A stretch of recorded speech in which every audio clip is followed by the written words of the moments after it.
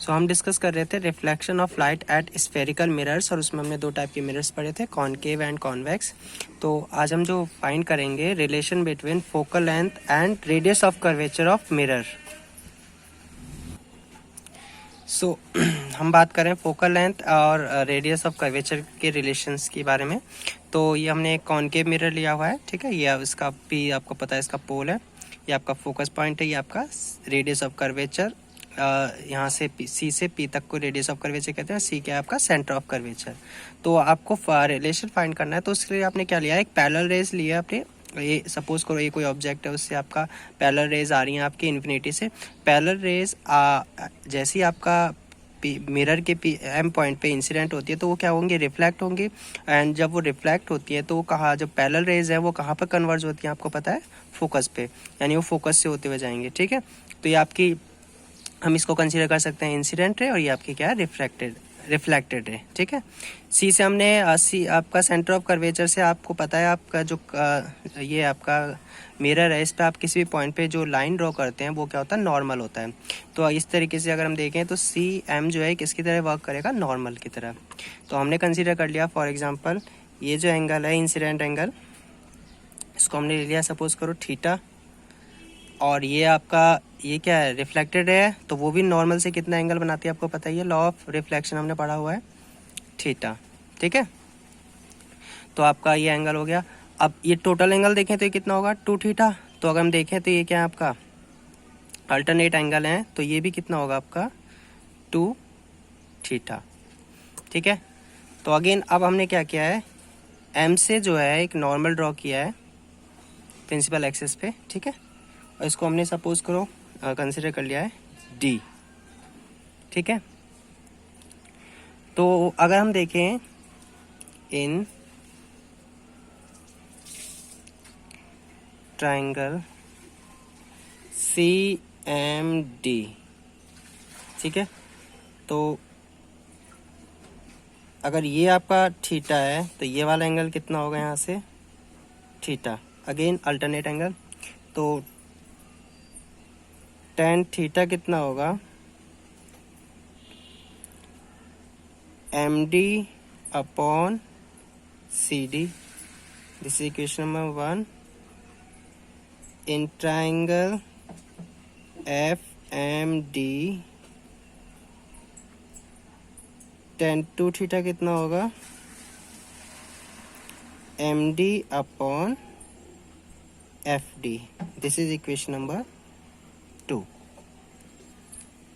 अब आपको पता है कि अगर हम इस ट्राइंगल की बात करें इन सी एम एफ, जो एक्सटीरियर एंगल होता है वो सम ऑफ क्या होता है, इंटीरियर एंगल, एक्सटीरियर एंगल, ठीक है। वो कितना है यहाँ पर, एक्सटीरियर एंगल कितना है, एम एफ डी। अब वो किसके इक्वल होता है, सम ऑफ इंटीरियर एंगल। तो एम एफ डी जो है वो इक्वल होगा कौन कौन से एंगल के, इस वाले और इस वाले एंगल के सम, यानी angle of C M D plus angle of F C M. तो ये कितना है आपका 2 थीटा, ठीक है। यानी इसको हम लिख सकते हैं थीटा प्लस थीटा, जो कि कितना है आपका 2 थीटा, ठीक है। ये हमने पहले भी ऊपर भी ड्रॉ किया हुआ है, ठीक है। इसको हमें लिखने की जरूरत नहीं है। अब हम देखेंगे if aperture of mirror is small, यानी अगर हम अपर्चर जो लेंस का वो अगर स्मॉल होगा तो उस केस में ये जो कर्व ना हो के इस तरीके से ही आपको इस तरीके से हल्का सा एक स्ट्रेट लाइन सी आपको फील होगी, इस तरीके से स्ट्रेट लाइन की तरह बिहेव करेगी। सो उस केस में हम क्या लेंगे, थीटा जो होगा वो क्या होगा, स्मॉल होगा, ठीक है। और उस केस में हम सी डी को नियरली किसके इक्वल ले सकते हैं, सी पी के इक्वल, और एफ डी को किसके इक्वल ले सकते हैं हम, अगेन एफ पी के इक्वल, ठीक है। एंड टेन थीटा को किसके इक्वल ले सकते हैं उस केस में हम, theta, and tan two theta को हम किसके इक्वल ले सकते हैं, टेन टू थीटा, ठीक है। सो अगर हम देखें इक्वेशन 1 डिवाइडेड बाय 2, अगर हम इसको देखें यहाँ से, तो यहाँ से क्या आ जाएगा आपका, tan two theta divided by tan theta equal to M D by F D upon M D by C D. तो यहाँ से आ जाएगा C D upon F D, ठीक है। जिसको अगर हम कंडीशन, ये वाली कंडीशन यूज करें, ठीक है, सो यूजिंग 3, तो हम क्या लिख सकते हैं इसको, 2 थीटा अपॉन थीटा, और ये आ जाएगा सी पी और ये हो जाएगा एफ पी। और आपको पता है सेंटर ऑफ कर्वेचर से जो आपका पोल तक के डिस्टेंस है उसको हम क्या कंसीडर करते हैं, radius of curvature, and focus point से पोल तक के डिस्टेंस को हम क्या कहते हैं, फोकल लेंथ, ठीक है। थीटा से थीटा कैंसिल हो जाएगा, तो यहाँ से आपके पास फॉर्मूला क्या आ गया, मैं यहाँ पर लिख दे रहा हूँ।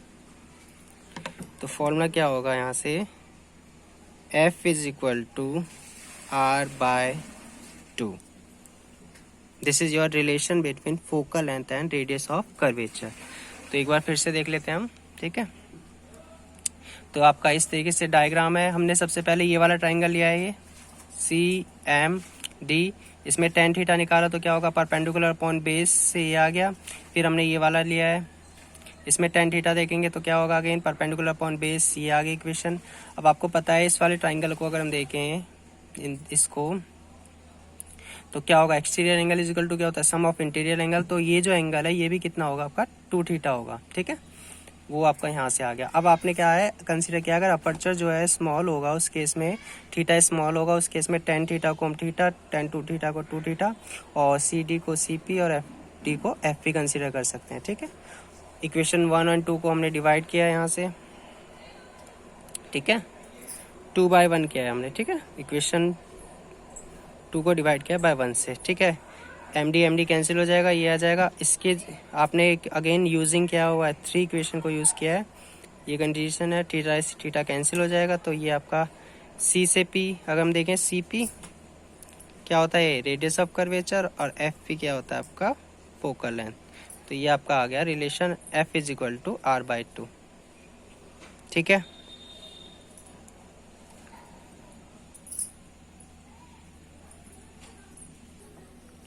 अब जो हम डिस्कस कर रहे हैं वो है मिरर फॉर्मूला और मिरर इक्वेशन। मिरर इक्वेशन अगर आपको याद हो, हमने क्या पढ़ा था, mirror equation is the relation between F V and U, where F is focal length, V is distance of image from mirror, U is distance of object from mirror. तो हमने एक ये कॉनकेव मिरर लिया हुआ है, आपका ये object है ए बी, ठीक है, ये आपका इन्फिनिटी और सी के बीच में आपने इसको प्लेस किया हुआ है।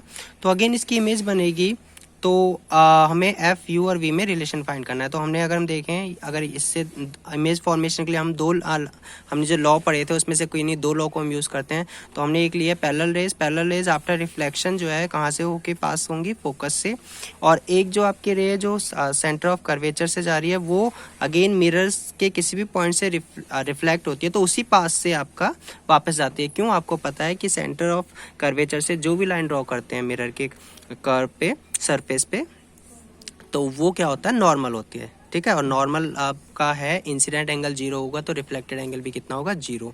तो सेम पाथ से लाइन आपका जाती है। ये दोनों रेज एक दूसरे को कहाँ पर इंटरसेक्ट कर रहे हैं, इस पॉइंट पे, और तो यहाँ पर आपका इमेज बनेगी, और इमेज कैसे होगी, इनवर्ट, ठीक है।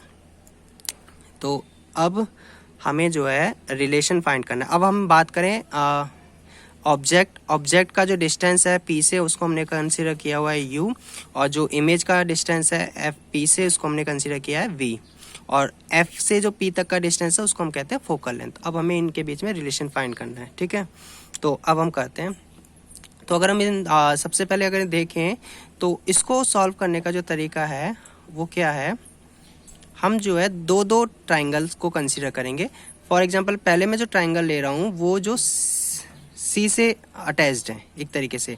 तो मैं बात कर रहा हूँ, अगर ट्राइंगल देखें ABC and A', B', C', तो देखें ये राइट एंगल है, ये राइट एंगल है, ये और ये अगर हम देखें तो ये क्या एंगल आपके दोनों इक्वल होंगे, ठीक है। तो अगेन आपका जब दो एंगल इक्वल हो गए हैं तो हम इन दोनों एंगल को, ट्राइंगल को क्या कहेंगे, आपका सिमिलर ट्राइंगल, ठीक है। सिमिलर ट्राइंगल में क्या होता है, जो रेशियो होता है साइड्स का वो दोनों में इक्वल होता है। तो उसी प्रॉपर्टी को हम यूज़ करेंगे, ठीक है, और हम फाइंड करेंगे relation. So because triangle ABC and triangle A', B', C' are similar triangle, ठीक है। सो सिमिलर ट्राइंगल की प्रॉपर्टी की बात करें तो जो रेशियो होता है साइड्स का वो इक्वल होता है। यानी कि अगर मैं इस वाले ट्राइंगल में देखूं तो AB रेशियो BC किसके इक्वल होगा, इस वाले ट्राइंगल, अगर ये परपेंडिकुलर है तो इस अपॉन बेस अगर मैं ले रहा हूँ तो इसका भी परपेंडिकुलर इसका बेस लूँगा, तो ये क्या आ जाएगा A', B' अपॉन C', ठीक है।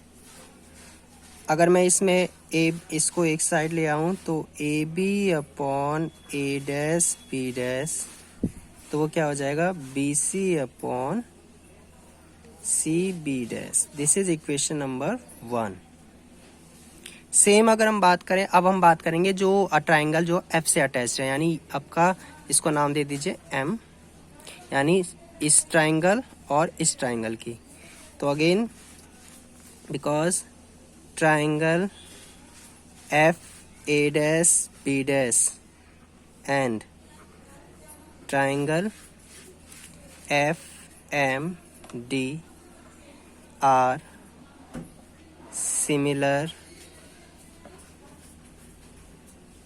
ट्राइंगल्स, सो क्या होगा, अगेन इसका परपेंडिकुलर का रेशियो अपॉन बेस का रेशियो, ठीक है, वो इक्वल होगा दूसरे ट्राइंगल के परपेंडिकुलर और बेस के रेशियो के, ठीक है। अगर इसको मैं इस तरीके से लिखूं इसको हम ऐसे लिख सकते हैं MD upon A', B' equal to FD upon B', F। This is equation number 2। हमने कुछ नहीं किया, क्रॉस मल्टीप्लाई कर लिया, ठीक है। अब आपको पता है, अगर ध्यान से देखिए, जितना AB है उतना ही क्या होगा, MD होगा, ठीक है, because AB equal to MD। So हम इसको क्या लिख सकते हैं, AB upon A', B' equal to FD upon B', F। This is equation number 3। अब अगेन हम देखें तो ये पार्ट जो है LHS देखें दोनों का इक्वल है, तो 1 और 3 को इक्वल करें अगर हम, तो हमारे पास क्या आएगा, BC upon CB' equal to FD upon, this is equation number 4, ठीक है। अब जो है हमें फाइंड करना है, हमारे पास जो पैरामीटर गिवन है वो है, ठीक है, हमें क्या क्या पता है, अगर हम देखें C से P तक के डिस्टेंस को हम क्या कह देते हैं R, रेडियस ऑफ कर्वेचर, ठीक है। एफ से पी तक के डिस्टेंस को हम क्या कह देते हैं, फोकल लेंथ, ठीक है। और बी से पी तक के डिस्टेंस को हमने कंसिडर किया हुआ है यू, और एफ से पी तक के डिस्टेंस को हमने कंसिडर किया हुआ, सॉरी एफ से नहीं, बी डैश से पी तक के डिस्टेंस को हमने कंसिडर किया हुआ है V, and distance of image from mirror. So again अगर हम कंसीडर करें अगेन कि अपर्चर जो है स्मॉल हो, तो हम जो है एफ डी को नियरली इक्वल किसके मान सकते हैं, ये जो डी है वो उसको हम पी पे कंसीडर कर सकते हैं, तो हम उसी प्रॉपर्टी को यूज़ कर रहे हैं, ठीक है। सो तो अगर हम देखें, हमने कंसीडर कर लिया है, अगर वो जो है अपर्चर आपका स्मॉल लें यानी, ठीक है, तो उस केस में हम क्या कंसीडर करते हैं, हम जो है एफ डी को नियरली इक्वल किसके ले लेते हैं, पी एफ, ठीक है। तो अब जो है हमें जो है जो पैरामीटर्स गिवन है उसके अकॉर्डिंग इनको कैलकुलेट करना है। तो अगर मैं बी सी की वैल्यू निकालना चाहूँ तो मैं बी सी को क्या लिख सकता हूँ, मैं लिख सकता हूँ बी सी को B P minus C P, ठीक है। बी सी को हम क्या लिख सकते हैं, बी सी को क्या लिख सकते हैं, यहाँ से यहाँ तक का डिस्टेंस, ठीक है, माइनस यहाँ से यहाँ तक का डिस्टेंस। अगर मैं बात करूँ सी बी डैश को, सो अगर हम सी बी डैश की बात करें ये, तो ये क्या होगा, इसमें से आपका इसको माइनस करेंगे तो ये पॉइंट आ जाएगा आपका। अब हम बात करते हैं किसकी, एफ पी तो आपको गिवन है कितना है, फोकल लेंथ एफ हो गया। और बी डैश एफ की बात करें, बी डैश एफ को मैं क्या लिख सकता हूँ, बी डैश एफ को हम लिख सकते हैं B dash P minus F P, ठीक है। ये सारी जो टर्म्स हैं हम इसको यूज़ करते हैं। अब हमें ये टर्म्स गिवन है, ठीक है, हम ये प्रॉपर्टी अगर हम यूज़ करते हैं तो अब देखिए क्या करते हैं, इसको ऐसे लिख लो पहले, इसको एफ डी को हमने क्या लिया है, एफ पी, ठीक है। तो ये क्या है, इक्वेशन नंबर 5। सो क्या होगा,